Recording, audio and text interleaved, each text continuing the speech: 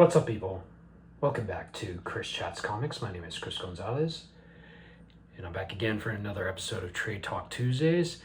And for this week's episode, we're going to be talking about Teenage Mutant Ninja Turtles by Jason Aaron and Juan Ferreyra, and this is Volume 2, so let's get into it. So welcome back, and Trade Talk Tuesdays is the video series where I highlight and discuss and do a recap and a review over one collected edition or a couple collected editions that have either recently come out or some are in my collection. And it doesn't necessarily have to be a trade paperback, it could be a hardcover or whatever. But yeah, like I mentioned, this week we're going to be going over Teenage Mutant Ninja Turtles by Jason Aaron and Juan Ferreyra. This is Volume 2, and this is subtitled NYC versus TMNT. And like always, I'm going to be reading the excerpt on the back. So, an all-new era of TMNT comics continues in this explosive second arc of the series. After being split up for a year, the family reunion hasn't exactly gone as planned. Even if they can put their sibling feuds aside, there's no time for the brothers to celebrate. Hunted by a few new foot-enhanced police force led by the relentless DA, Erroneous Hale, the Turtles must endure their worst gut punch yet. New York City is no longer safe for them, forcing the mutant heroes to take drastic measures. So, yeah, just like the first volume that I read, and you can check out the last episode of Trade Talk Tuesdays where I go into Volume 1. Volume 2 did not disappoint, and I loved it. So before we get into, the book itself, Volume 2, it collects Teenage Mutant Ninja Turtles issues numbers 7 through 12. And yeah, this is written by Jason Aaron. The art and the colors are done by Juan Ferreyra, and the letters are done by Sean Lee. And this is it. This is the conclusion of Jason Aaron's run. And now I understand why people were so bummed when he left the book, because his 12-issue run was just incredible to me. Especially the latter arc with Juan Ferreyra being the main artist. His art was incredible throughout. He did do issue 6 in the first volume, but for his Volume 2, he did all the issues. And I do wish that both of them remained on the title, but it is what it is. But yeah, let's go ahead and get into this. So it starts off, Volume 2 starts off where we left off. The Turtles are being hunted. The city afoot has infiltrated all aspects of the city of New York, including law enforcement, the fire department, the courts. They've been all infiltrated, and they're being, and the public is being manipulated through the media. So just again, the artwork though, incredibly, starts off with the Turtles. Again, they're in Times Square being surrounded, and they're on the run by the foot. And each issue, this art kind of follows similar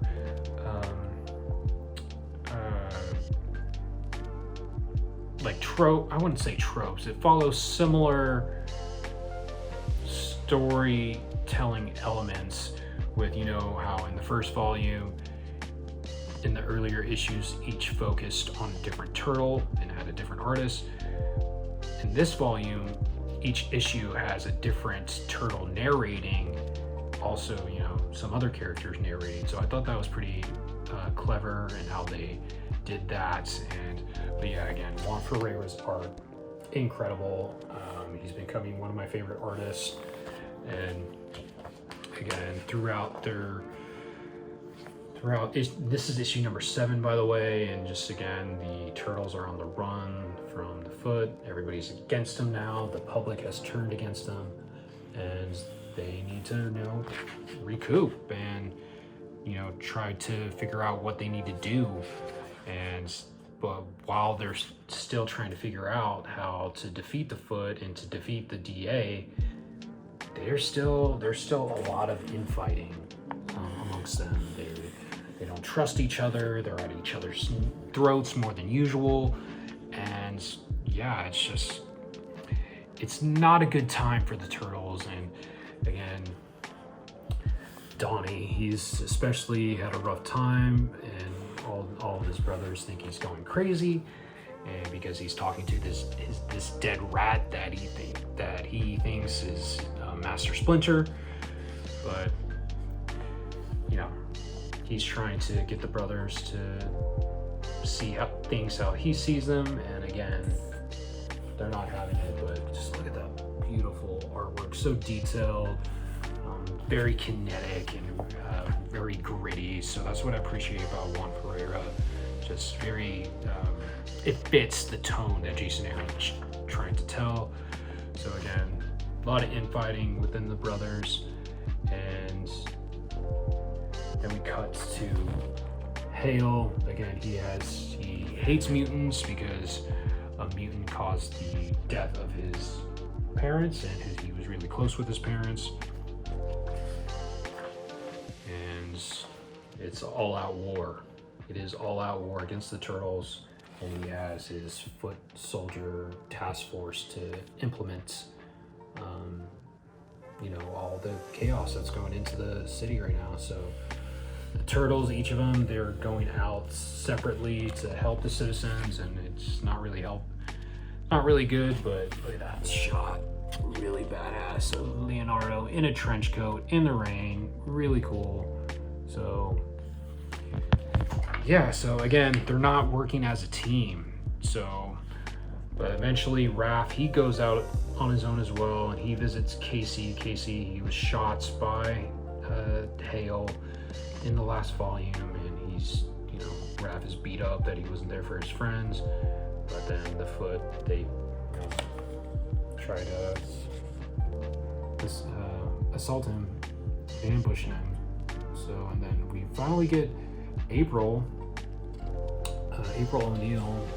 She, is been visited at her home, and she's, since she's associated with the Turtles, they're trying to bring her in, but then she holds her own, but she gets some help from the little rodents here, and not just that, a bunch of rats are aiding her.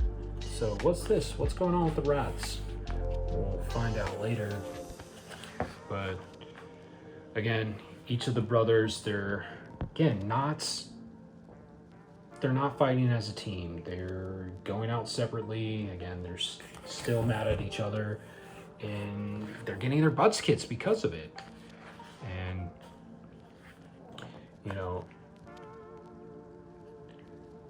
they go back to the sewer to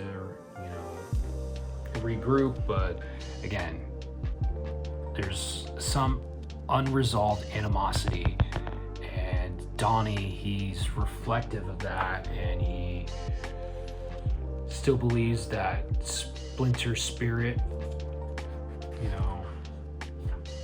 while they were separated, was with them the whole time. So I really dug. It's again calls back to the first few issues when they were all doing their own thing. So Donnie believes that Splinter has been with them the whole time.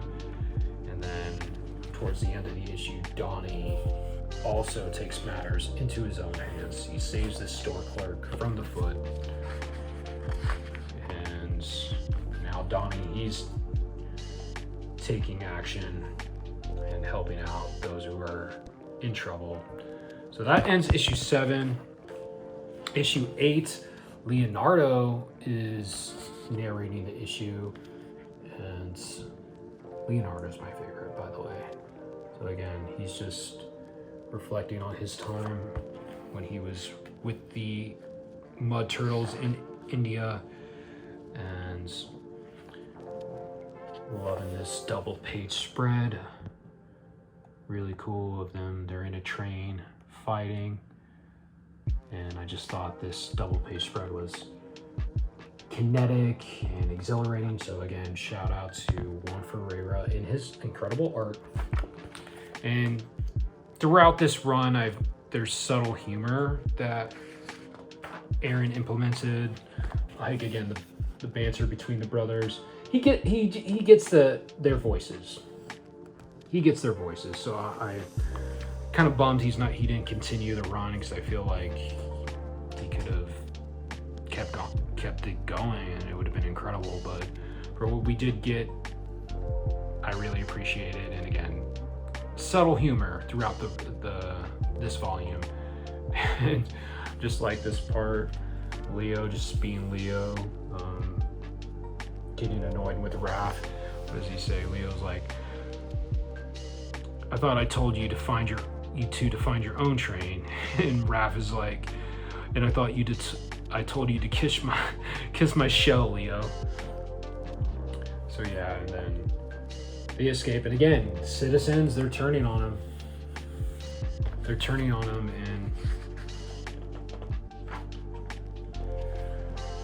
Donnie, he comes back, and Leo, he's recognizing that Donnie does not look good. He's very skinny. It looks like he hasn't been eating. And again, Leo feels that Donnie, since he's talking to this dead rat thinking it's Splinter, he thinks he's losing his mind. And Leo's like concerned for his brother, and he wants to do something. Then we cut back to Hale. Hale is gathered all the criminals and crime lords in New York, and he's basically telling him, like, yeah, continue doing your crime, continue to cause chaos within New York, but wear animal mask while you're doing it to, get people to become afraid of mutants. And some of the crime leaders, they're pushing back, but Hale essentially tells them to get in line. So Hale, he's dead set on starting this all-out war. And meanwhile, Leo is following Donnie to make sure he's, doing well while Donnie goes out at night.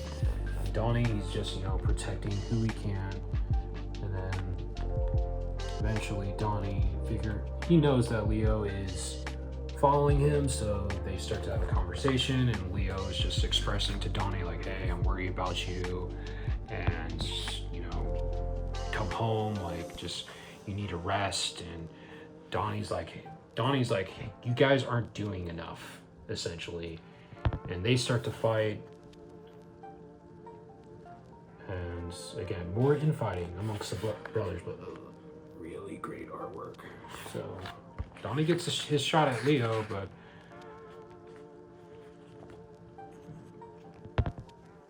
Donnie, he jumps off the building because he thinks the dead rat, who he thinks is Splinter, falls, but they fall in a garbage truck, and Leo, again, he feels bad. Leo feels bad, and he wants to help his brother. And then we follow up with April. She goes to this alley, and she's meeting with some unlikely allies. So what's April's journey? What is her deal with these little creatures?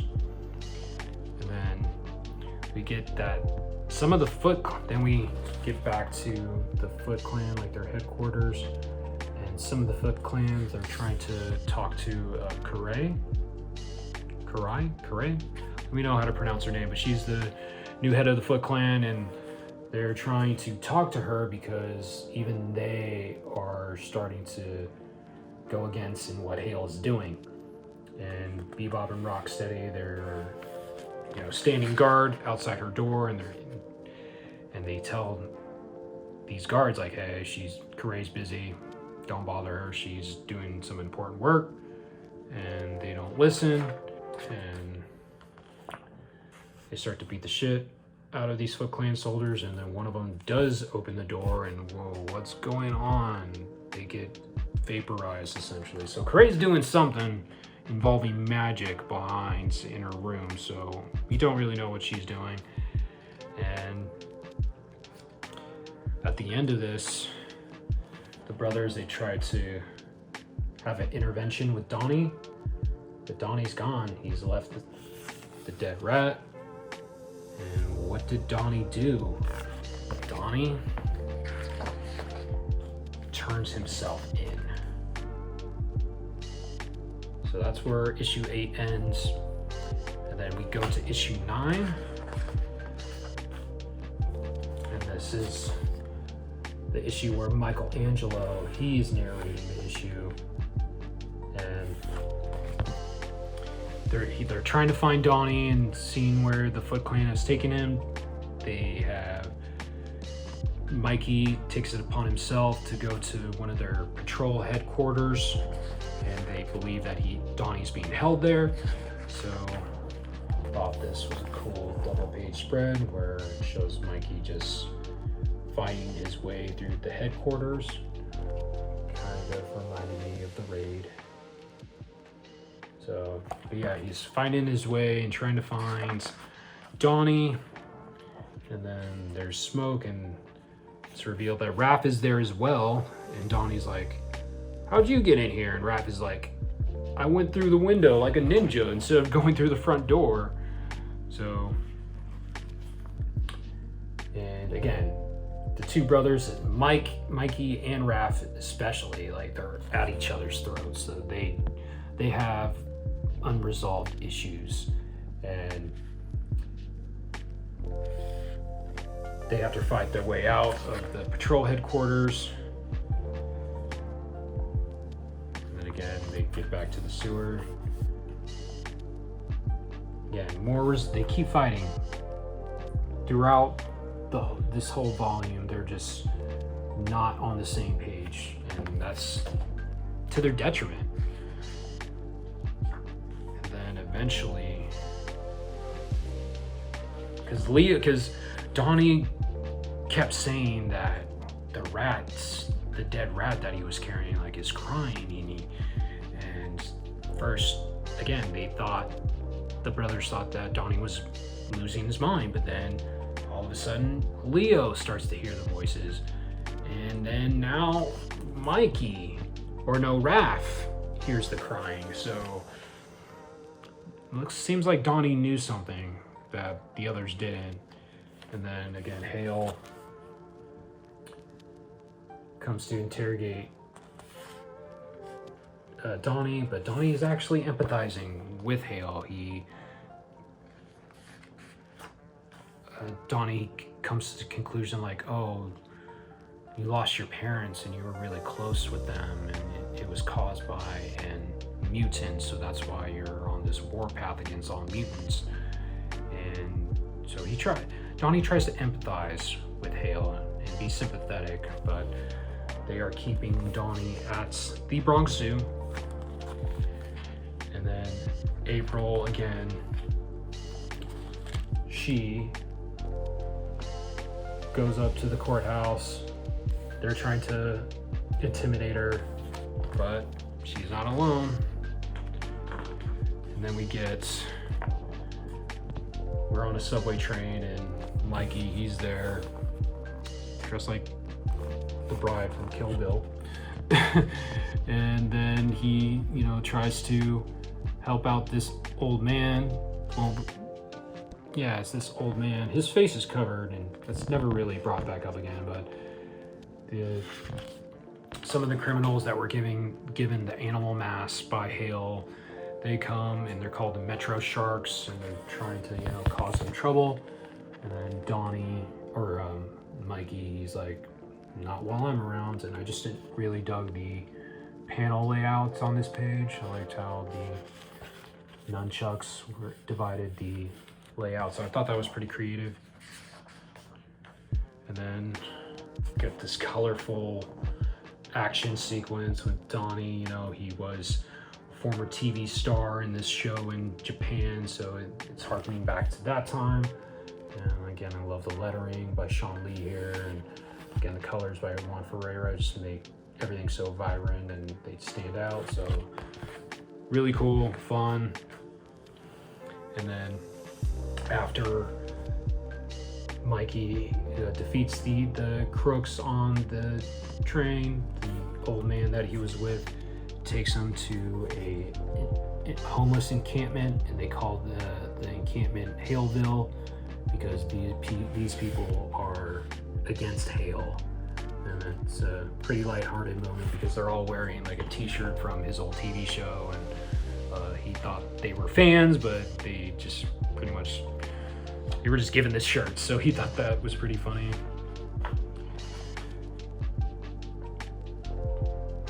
And then eventually, and throughout this issue in particular, there's some underlying like social, especially during this section when they go to the homeless encampment, there's some underlying like social and economical themes, and so I thought that was, you know, it's reflective of, you know, the classism in our country right now. So I thought that was pretty intriguing. So shout out to, and it was very subtle. It wasn't, you know, in your face. It was very subtle, and it fit the narrative that Jason Aaron was trying to tell. So eventually, you know, the three brothers, Leonardo, Mikey, and Raph, they're starting to become more civil, starting to be, you know, get along more. And, you know, they get surrounded by the Foot Clan, and they're ready. Look at that really badass image of the three. So they fight again, still bickering, but they eventually get subdued. Get their butts kicked because they're outnumbered. And then that ends issue number 9, and then issue 10, Raph is narrating this issue, and he's just reflecting on his time that he was in prison, and they, you know, he's dreaming here, and, you know, he reflects that, you know, even when he was in prison, when he was, you know, enclosed in his cell, he kind of enjoyed it, but he wakes up and now all of them are in the cage in the Brooklyn Zoo, so they're all reunited once again. And then again, they're just, this moment was pretty emotional because they're finally starting to reconcile with one another, and they reflect on their time apart, and I like how they changed their outfits to highlight their time when they were separated. So yeah, they're starting to reconcile, and again, very heartfelt, really heartfelt and emotional moment, because throughout this whole run so far, they've just been at each other's throats and they couldn't get along, but now they finally come together, and they're brothers again. Even though this was pretty funny, right when they had that touchy moment, they started, you know, bickering again, and Leo's like, we can't even last 2 seconds. Then we catch up with Casey Jones. He finally wakes up from his coma, and again he mentions that Hale is the one who shot him. And then we catch up with Hale, and Hale, he's just an evil bastard, you know. He approaches the homeless encampment and he had it burned down, so he's straight up evil. And now he is prosecuting them, and the 4 turtles, they are on trial for their crimes, you know, for the murder that Raph was framed for in volume 1, and for all the assaults that they did towards, you know, the firefighters and police and all that. So they're on trial, and Hale, he's a really great prosecutor, so he's formed a good case against the turtles, and Donnie takes it upon himself to be the legal representation for him, and he doesn't really make a good argument. He's like, yeah, this is what he says. He's like, we didn't kill anyone. Killing is against our code. We're a ninja, you see, and that is some that is, some ninja do kill. I mean, some of them kill like a lot, but not us. That's it. Anyway, thanks. So that was his defense argument, and the brothers were like, Donnie, what are you doing? Like, you know, we're trying to like win this case, right? So, but Donnie, he's not perturbed. But, you know, we got Hale. He brings witnesses that, you know, are damning the turtles and giving them a bad light. And then again, Donnie's like, I'm not questioning the witnesses. So yeah, and then things get heated, and it's actually the ninjas who were the ones who killed the warden are actually posing as like bailiffs or guards in the court, and that triggers Raph to go attack, and so they start to fight in the court. Again, not a good look while they're on trial. And again, it's not looking good for the turtles. Hale's elated because, again, he made a good case, and now the brothers, they start to meditate to figure out what's their next step. And meanwhile, something happens. A rat infiltrates this office, and what's going on? It looks like April is wearing Casey's mask, and she's taking matters into her own hands. So how is she gonna help the turtles? So now we move on to issue 11, and this issue, Hale is the one that's narrated. So we start with him. He's storming the Foot stronghold, and he's trying to get an audience with Karai. But again, Bebop and Rocksteady, they do not like him because, again, they're mutants, and they're like, hey, this guy's hate mutants. We don't like this guy. But then they're like, oh yeah, well, go ahead, interrupt Karai in what she's doing. It'll end well for you. And then Karai, she comes out and is furious. She's like, why did you disturb me? And then we flash back to the courtroom. You know, the turtles are not looking good. But then all of a sudden, the citizens who actually supported the turtles, who are still on their side, they barge in and they try to make a case for the turtles, because they know that the turtles, they've always been heroes in the city, and they've helped them out numerous of times. And slowly but surely, we get witness statements from various people who the turtles have helped throughout the run, and he's not appreciating that, but it's overruled. Just look at this coloring, and just great. Really dug it. Again, Juan Ferreyra should be doing more. I mean, he has been doing more. So, and then all of a sudden, April shows up. She has some evidence that's damning against Hale, and then it cuts back to when she infiltrated Hale's office, and she found all the incriminating evidence against him. And Donnie, he shows the video recording of the Foot Ninjas, the one actually killing the warden. Hale's trying to, backpedal and saying, hey, that footage has been altered, but it's not working. So the citizens, they're calling for Hale's head. And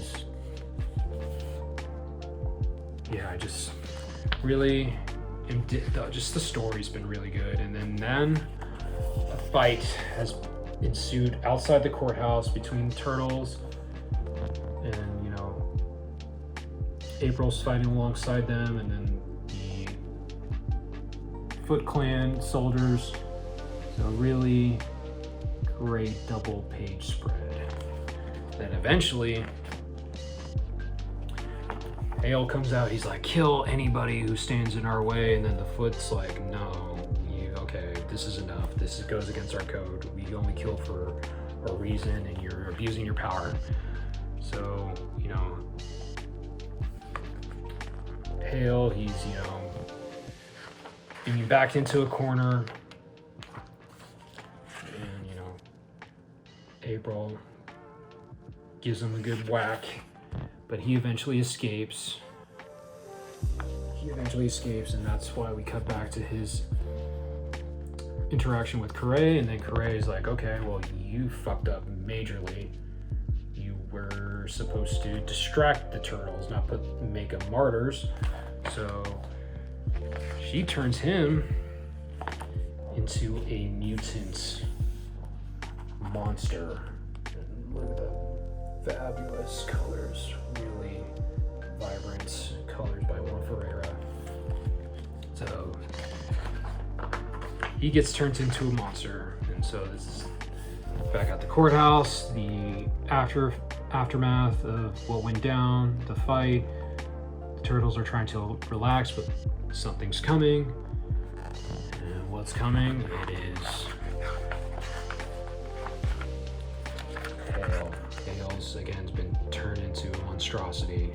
Everything he hated, he was turned into. So we go on to the last issue number 12, and this is where, you know, the final battle ensues between the turtles and Hale. But we start off with Corey. She's doing some type of magic. She's trying to access the powers of Yomi no Kuni, and somebody's narrating this issue, but we don't know who yet. Then go on to the battle. Great, look at how beautiful. Again, Juan Ferreyra. I have sung his praises a lot this episode, and for good reason. Artwork's incredible.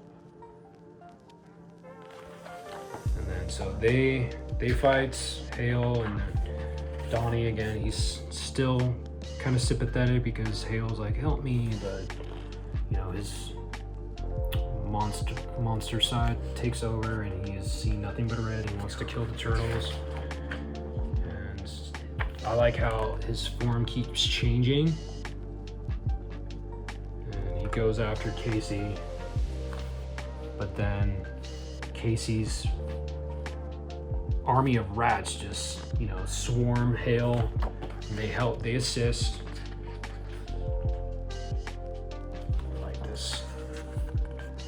Here is like out of a shell, so I thought that was pretty cool.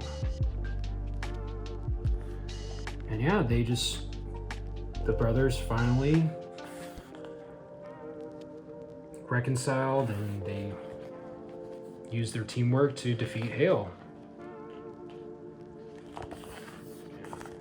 Really great artwork.